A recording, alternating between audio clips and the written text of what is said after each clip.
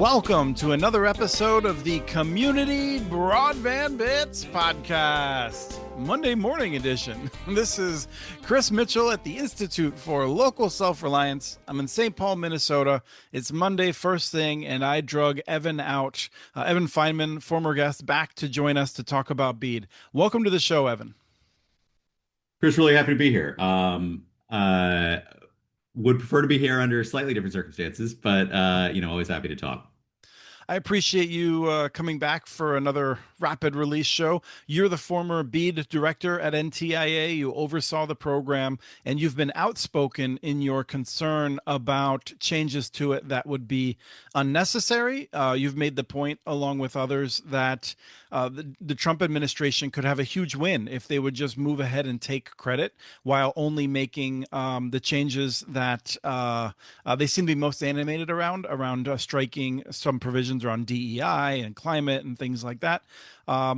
So we're going to Yeah, I ask mean, you. I've taken the position that congressional Republicans have taken, that most Republican and Democratic governors have taken, which is absolutely go ahead, strip out the quote unquote woke parts of the program, but otherwise respect the investment of capital from private industry. Respect the fact that states, red states, blue states, purple states, have spent years working with industry and working with communities to build plans that are actually going to solve this problem, and go get the win. It just is crazy to me that we're gonna spend a bunch of extra money and uh, burn a bunch of resources that were already expended, just so we can get people worse connections that cost more. It's just crazy. And not just people. I would guess that of the locations that are eligible, more than 75% voted for Trump. That would be my guess of these areas. These are I, Trump supporters Oh largely. yeah, yeah, yeah. No, it's a massive betrayal of his strongest supporters by the president's administration. And to be honest, I don't think the president has any clear understanding of what's going on here. I think this is not being driven out of the Oval Office. I think this is being driven out of um, a, a set of misunderstandings or poor understandings from the Secretary of Commerce's office, and they're gonna run basically RDOF 2.0. It's gonna be a failure. And that's worth noting. I think we'll probably come back to that and talk about it here or there. But the Rural Digital Opportunity Fund is something that I've written quite a bit about and featured a reverse auction type approach in which no technology was really vetted ahead of time. No bidder was vetted ahead of time. They just hope for the best. And 1 out of 3 of the awards has already been defaulted. And we expect more to not be built over time. It was an embarrassment of an approach, but I don't want to dig too much into that. I just want to get a sense of what is your quick reaction to all of the changes that came out on Friday.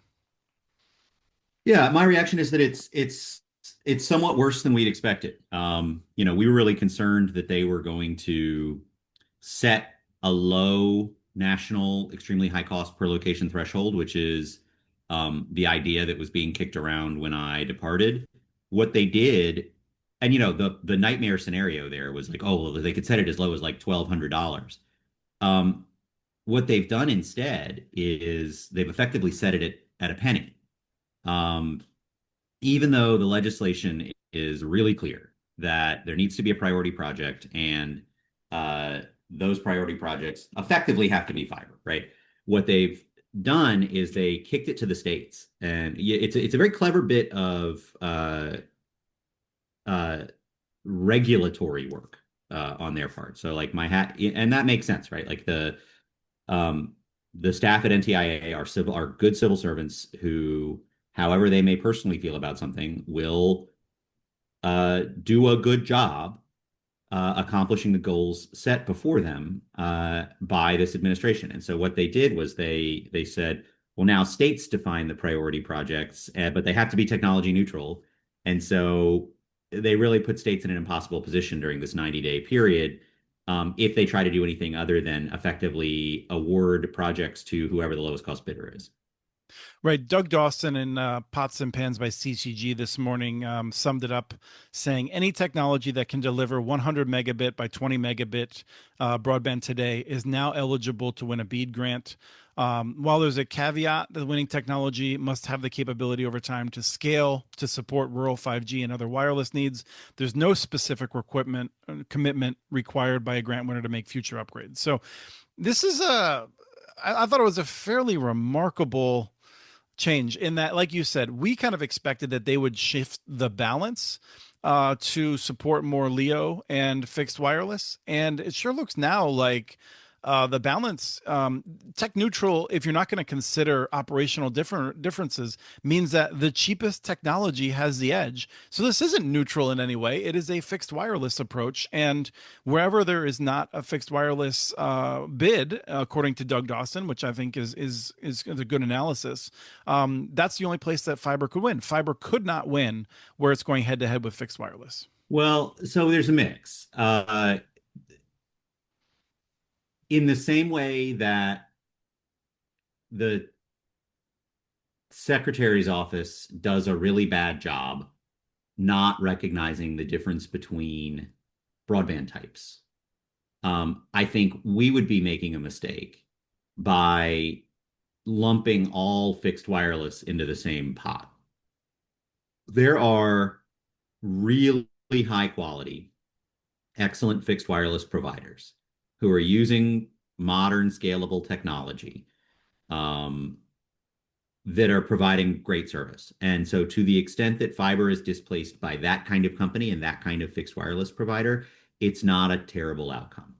It's not as good, but it's not a terrible outcome. What worries me, though, is there are a lot of fixed wireless providers who have been bad actors in the broadband space. And the people who should like those companies the least are the good fixed wireless providers. They 100%. I get agree. painted by the same brush.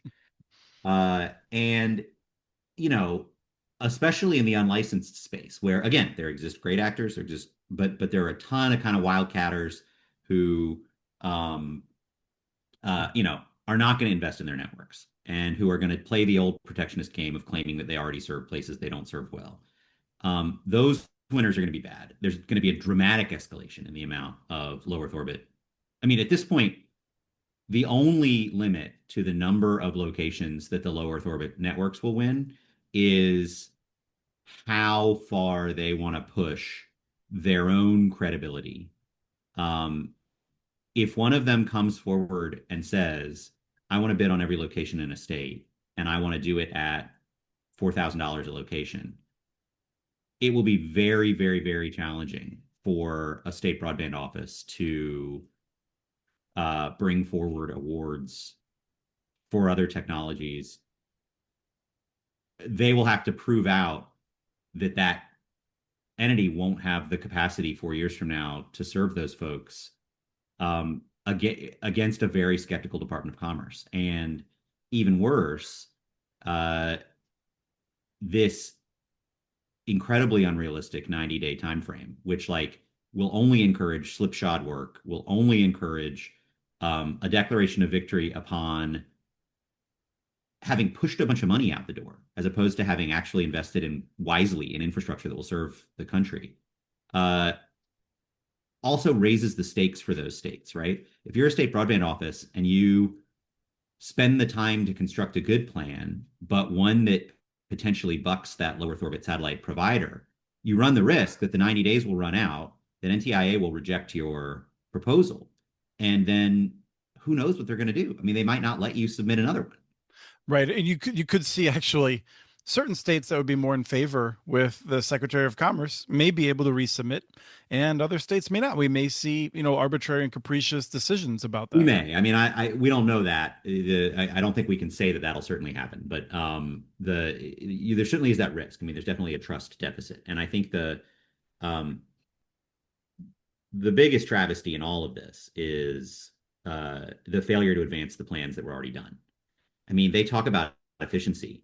It is madness uh, not to move forward with the proposals that are already in existence. And, you know, you've seen the Secretary of Commerce, I suspect, or if you have not, some of the listeners have, taking to Twitter to say, "Oh my God, there exists this one project, this one $22 million project in Nevada where they're spending $77,000 on a couple hundred locations," and it's like, guys, first of all,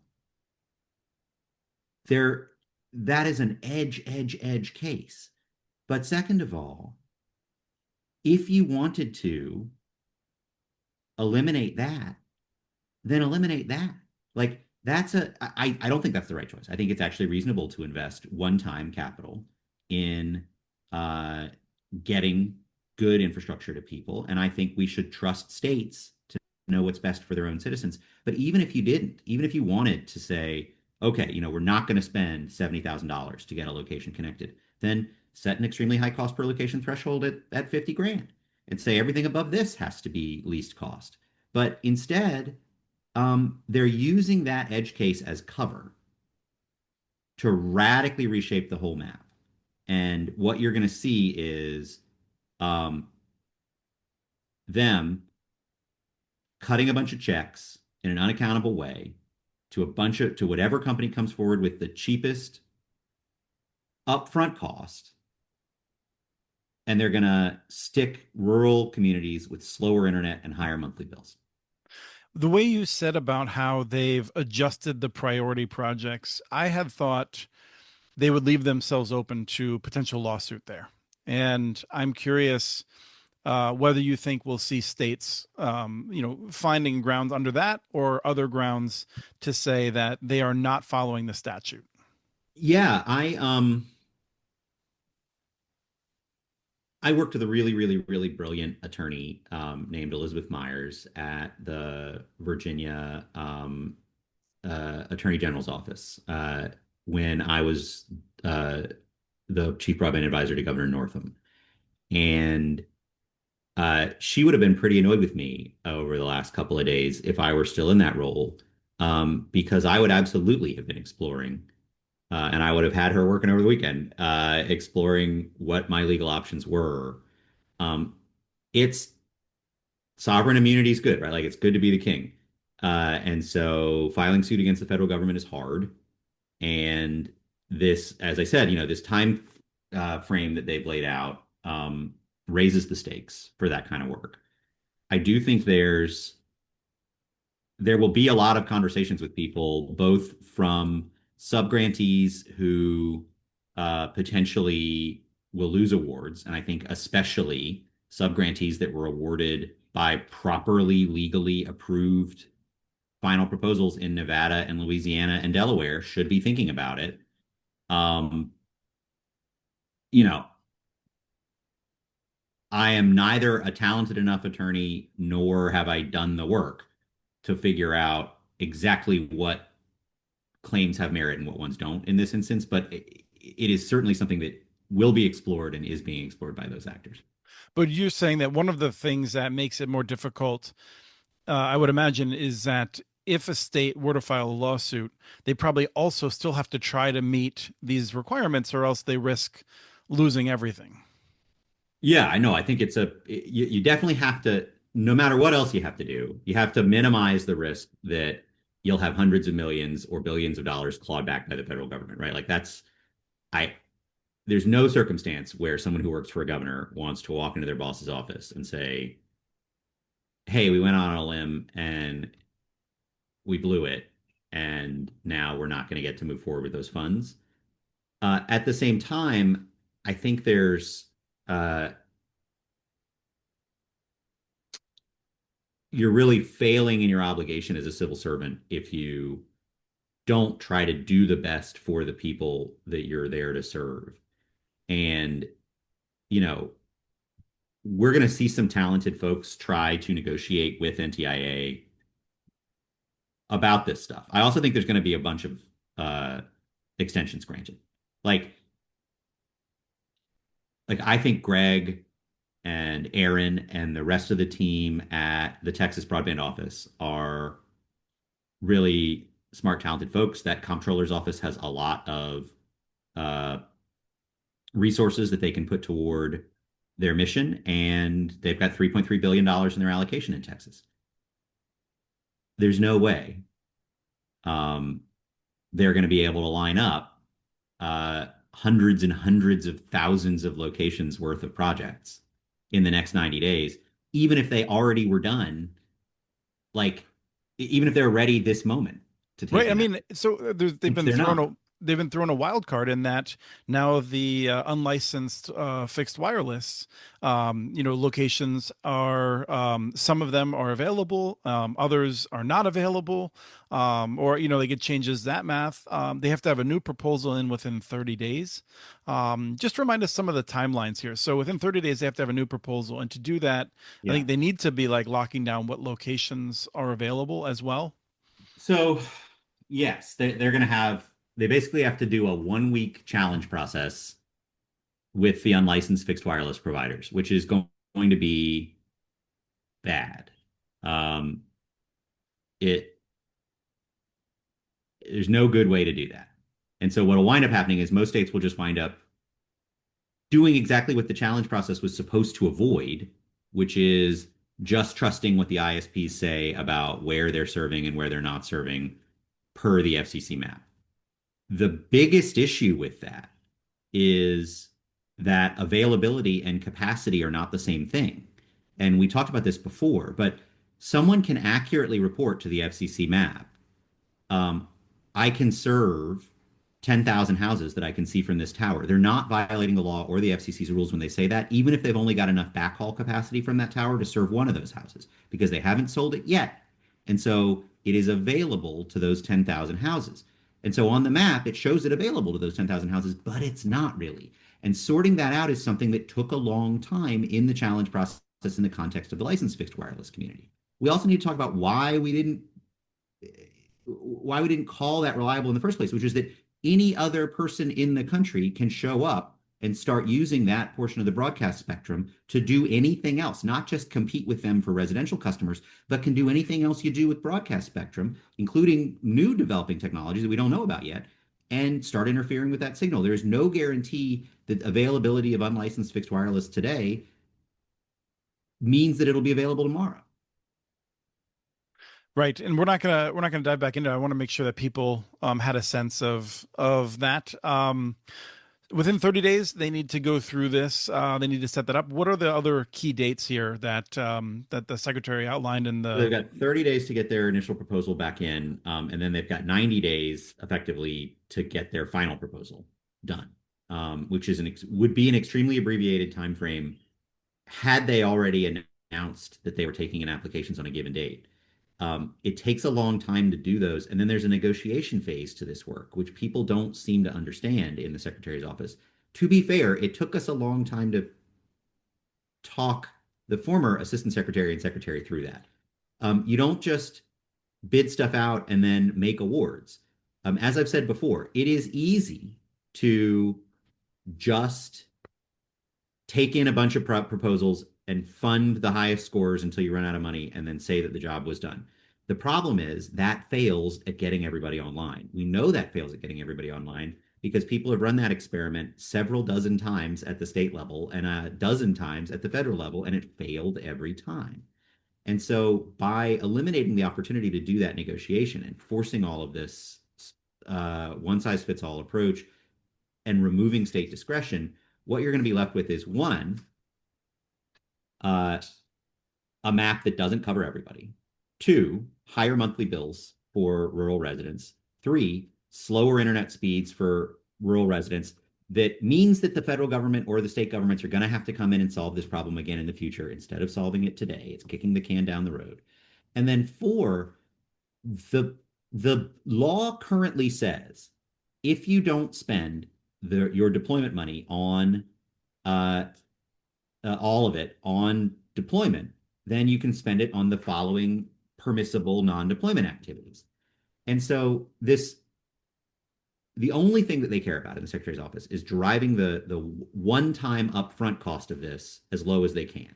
And anybody who's ever built anything knows that just doing the cheapest thing that might pass an eyeball test is not necessarily the best or most efficient use of funds. But there's also implicit in this the idea that, well, we know this group of people doesn't like those non-deployment uses that are authorized by statute as well. And so When you again, say non-deployment, you're talking about getting devices into people's hands, doing yeah, trainings and things yeah. like that.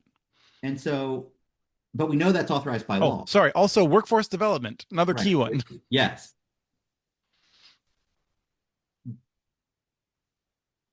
There would be no reason to do what they're doing, which is pile a ton more money into the non-deployment category based on anything we know about them.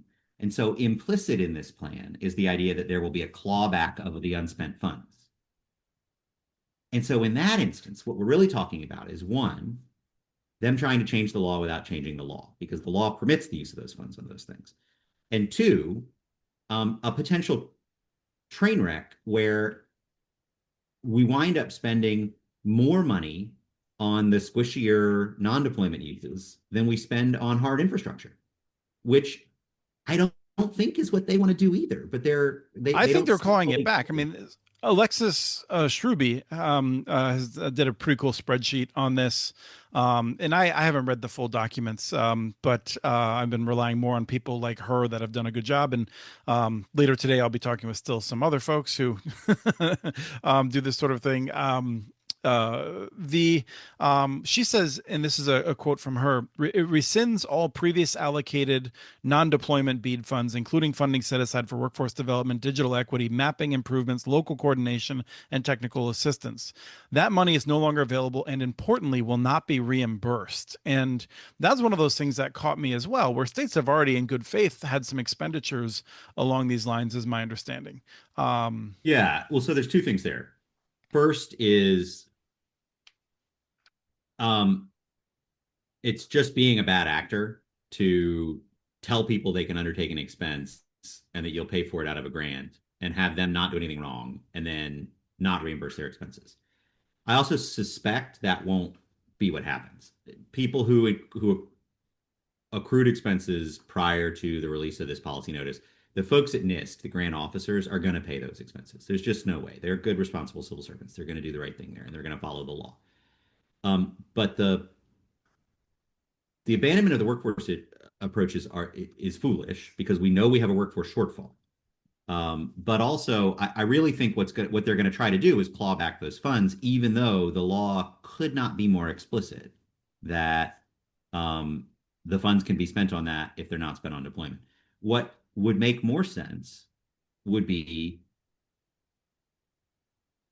to trust our federal system, trust our state partners. This was not a Biden administration thing. These plans were developed by the states. Okay, you don't trust the Biden administration. That's fine. right. You I mean, should so trust the government of let me Georgia, the illustrate that. government of Alabama, the government of Wyoming, the government of North Dakota, the government of Montana. I mean, these are folks that they were not doing wasteful, foolish stuff. I mean, neither, by the way, were any of the blue states. I called out the red states specifically to point out the madness of this approach. Yeah, let me give you an example because you're familiar with this more than I am. And when I talked with Josh Etheridge at EPC, who's been quite outspoken on this and standing up for Louisiana, the way he describes it, Louisiana's approach to labor and other issues that but probably quite important to the Biden administration, I would say, did not seem to me to live up to what a Biden micromanager would have wanted. And NTIA said, "You're Louisiana, your program," and basically allowed them to do it their way. That's to me that is the evidence for what you just said, which is not just that Evan said it, but that we can look at the Louisiana plan and see that it was a Louisiana plan and not a Joe Biden plan. Oh yeah. Well, that's the thing is like the whole woke thing was always made up. Like and it was made up on both sides. Like I do want to be honest about that. Like the Biden administration was pretending that it included a bunch of environmental and labor protections that it didn't include, and that was useful to them. And then it was useful to the Republicans to pretend that it contained those as well. The reality was people had to generate a little bit of prose. You could have met all of the quote unquote burdensome woke requirements um, on the states of the program with 45 seconds and ChatGPT. there was just no, it was purely a requirement that you make some rhetorical nods in these directions. There really was no other significant thing. Now, some states did do some stuff on the labor and wage, and that often got confused, especially in congressional hearings, where people would say, "Oh, New York has this very aggressive low cost service requirement," and it's like, yeah, that's a New York State law and regulatory thing. That's Passed not a BEAD before the thing. yeah, passed before the Biden administration was Right, elected but into it's office. not, we're not right. So they can Yeah. do that. And what we said to New York when they did that was you need to carve out an exception for this. Like our strong advice is for you not to apply this to your bead. Or if you try to do it within bead and you fail, like that's fine. That'll be evidence, and then we'll work with you to fix it.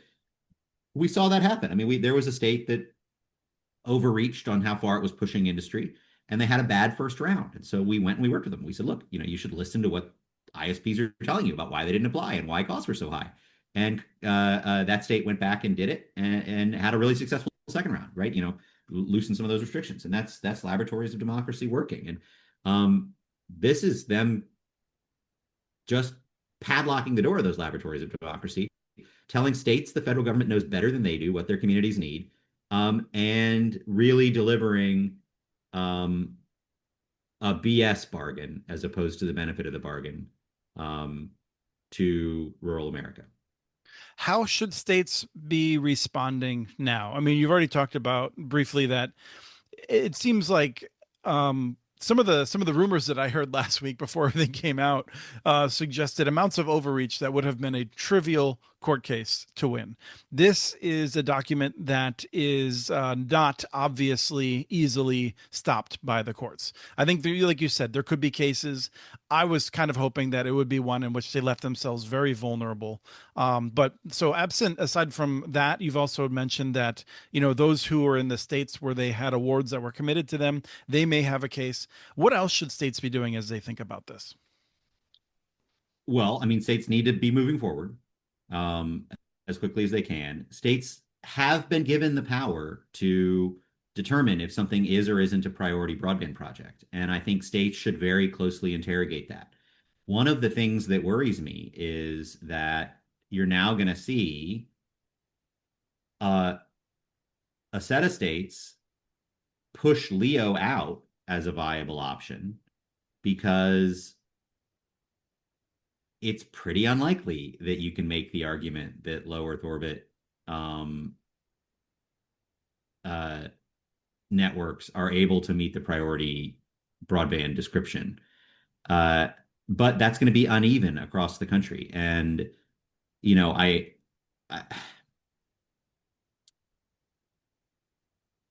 Starlink is a good technology for remote locations.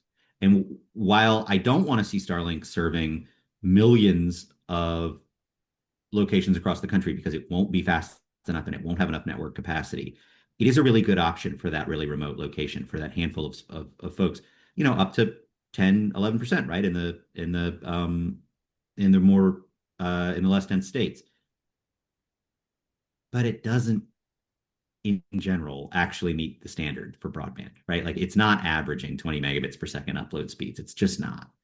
And we didn't too closely interrogate that because it was the best option for those remote locations. If we have to drag that argument out into the public, I think that'll create a lot. I think that'll create more negatives than positives. It'll also wind up creating a sort of a patchwork approach across the country in terms of that question. I also think there's going to be, but I think states should really look at, what's it mean for us to do that? I also think deconfliction is going to be really important now, especially in the states that take the building block approach as opposed to the apply for a whole project area approach. Um, I also think, credit where credit's due. The inclusion of the ability of states to this is something that I was preaching the whole time. They got this one right in the NOFO in the policy notice that revises the NOFO.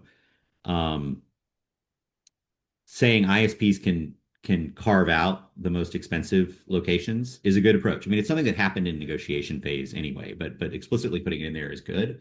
That'll be positive when they do that because that'll help pick those locations up for Leo. But in terms of what states should be doing, states should be exploring every option to push back and preserve good connectivity for their folks. States should also be screaming to their congressional delegations to push back on this. I'm also incredibly disappointed in, especially the trade associate in the trade in the industry generally, but the trade associations that represent primarily wireline providers, who have just said, "Oh, we really welcome this change." It's such a failure. It's they're not serving their members' interest very well, and you know, fiber providers have just lost billions of dollars and hundreds of thousands or millions of customers as a result of this change. And while that's bad for rural America and it's bad for growing communities and it's bad for the agricultural sector and it's bad for our international competitiveness, it's also really straightforwardly bad for that sector of the telecom industry. And the idea that they're sufficiently craven that they won't even say what's true for their own members and their own members' pocketbooks, I think is also like pretty bad. I've I've continued to be mystified about the low Earth orbit inclusion of this. Now, from from one hand, I understand if you're in Maine, for instance, I like Maine is a good example, I think, because Maine has a number of deeply expensive rural remote connections where it makes sense for fiber link to be the option. When we start saying that in the way that you and I feared, to say that low Earth orbit should be more viable in more places, which are areas that are could be connected with fiber for 100-year connection. What I'm trying to get at is that when you take a connection, a location that was going to get fiber, and you throw it open to be competitive with fixed wireless and low Earth orbit wireless, I don't understand the difference between the so if the award goes to the low I'm sorry if the award goes to the fixed wireless provider, they're going to be putting a tower and new equipment out there and things like that with that money to serve that home. Instead, if that money goes to Starlink or Kuiper, they put that money into satellites that go up, and that home does not have a new service. And this is one of the things that has killed me with other programs as well. Connect America Fund 2 gave money to Viasat. And Yeah. what it did was it actually double screwed the homes in locations that were served by that, because those people no longer had the hope of a terrestrial service. They were more locked into Viasat, which made more money, and they had to pay the same amount. So, like, how does a homeowner in a Yeah. rural area benefit from Starlink getting more money when that homeowner has already decided Starlink doesn't meet their needs or it's too expensive? So there is some benefit gained by getting money to the Leo provider, which is that you are reserving capacity. And so you are saying no matter what else happens, uh, you, satellite provider, must ensure that you're going to be able to deliver 100 over 20 to this location for the period of performance. So That's a during that time, valuable. they would not, if that homeowner went to sign up and they were put on a wait list, that would violate the Yeah. terms of the Oh, yeah, deal. yeah, yeah. No, everywhere that they've been awarded, they've got to be able to get service to them in 10 days. They've got to be able to do it with no upfront cost for equipment. And that service has to be able to perform at the minimum standard. And again, for really remote locations, that reservation of capacity is a good thing because it's the only train leaving the station, so we might as well get our folks a ticket. But um, in the areas where you could get them a better technology, that's what you should do. And there's just a broad, I think about Montana. Montana's a really tough place to serve because it's not Wyoming, right? I mean, parts of it are, but like it's not super, super, super non-dense. But there's a lot of sort of lightly settled territory that's not a great candidate for fixed wireless, but it's not a great candidate for fiber either. Like they're both really expensive. And you're going to do a lot of Leo there anyway. But what you shouldn't do is say, in those parts of our communities where we can run a fiber up there and we can get a bunch of folks on, a fiber connection in town and then a fixed wireless connection for the folks that we can see from town, saying all of you guys have Leo now just makes no sense. Like it's not, you're really not serving those people well.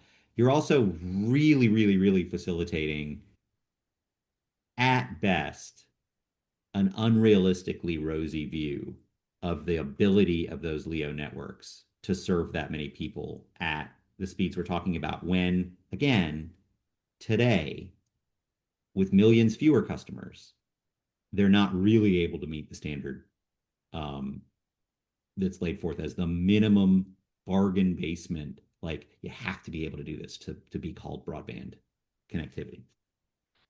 Any last thoughts before we wrap up? Yeah, this is really bad. And it's really bad for all the folks that we were worried it was going to be really bad for. It's really bad for rural West Virginians. It's really bad for rural Montanans. It's really bad for for anybody who cares about the economic competitiveness of the agriculture sector in this country. It's really bad for anybody who cares about the economic competitiveness and the future viability of rural communities in America.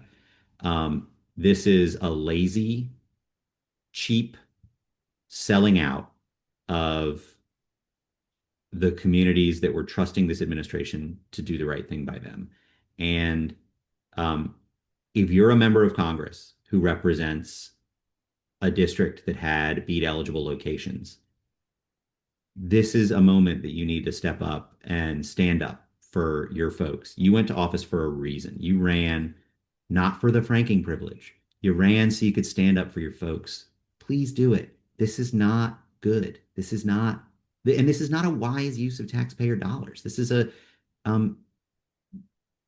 this is a, this is penny-wise and pound foolish. If it's even penny-wise, it's just they're bad changes. They make no sense. And I really, really, really hope that their folks will stand up and say what's true as opposed to knuckle under and sell out rural America. Yeah, I that's one of the things that's going to blow my mind is in 3 and 4 years when the ones that haven't retired and just left with their tail between their legs who say, "Oh, well, we never could have known that this was going to happen," or some version of that, trying to pretend like they didn't have an ability to stop this. I'm so frustrated because this is something where, and talking with Josh at EPC down in Louisiana, Yeah, like Louisiana is the most powerful state in the union right now in Washington, D.C., right? You've got a Republican, you got the Republicans in a trifecta, and you have the Speaker of the House, and you have Steve Scalise in the Senate, who are incredibly powerful. And, yeah, and they're choosing to let these people in North Louisiana basically not have internet access or to have to pay much more for an inferior product rather right. than No, I just mean getting the that's the job thing done. is like Speaker Johnson needs to go talk to Vineet Iyengar. Like, and that should be true. Look, every member of Congress, go talk to your state broadband office. If you're a Republican and if you got a Republican governor, that's somebody you're a Republican governor appointed. Go talk to them. You don't need to believe Evan Feinman. You don't need to believe Chris Mitchell. Like, go talk to them. They will tell you in private. They may not be allowed to tell you in public that this is real bad, but they will tell you in a meeting Hmm. that this is very bad. There is no state broadband director who thinks these are good changes. Not one of them, Democratic or Republican. Yeah. Well, thank you, Evan, for jumping on with us so quickly. And I'm sure we'll be in touch again as we see how all of the different challenges ripple through the system. Yeah, thank you for your attention to it, Chris. It's really, you've been beating this drum, and it's really important, and your voice is critical. So thank you for continuing to work on these issues. We have transcripts for this and other podcasts available at muninetworks.org/broadbandbits. Email us at podcast@muninetworks.org with your ideas for the show. Follow Chris on Twitter. His handle is @CommunityNets. Follow muninetworks.org stories on Twitter. The handle's @muninetworks. Subscribe to this and other podcasts from ILSR, including Building Local Power, Local Energy Rules, and the Composting for Community podcast. You can access them anywhere you get your podcasts. You can catch the latest important research from all of our initiatives if you subscribe to our monthly newsletter at ilsr.org. While you're there, please take a moment to donate. Your support in any amount keeps us going. Thank you to Arnie Hughesby for the song Warm Duck Shuffle, licensed through Creative Commons. This was the Community Broadband Bits podcast. Thanks for listening.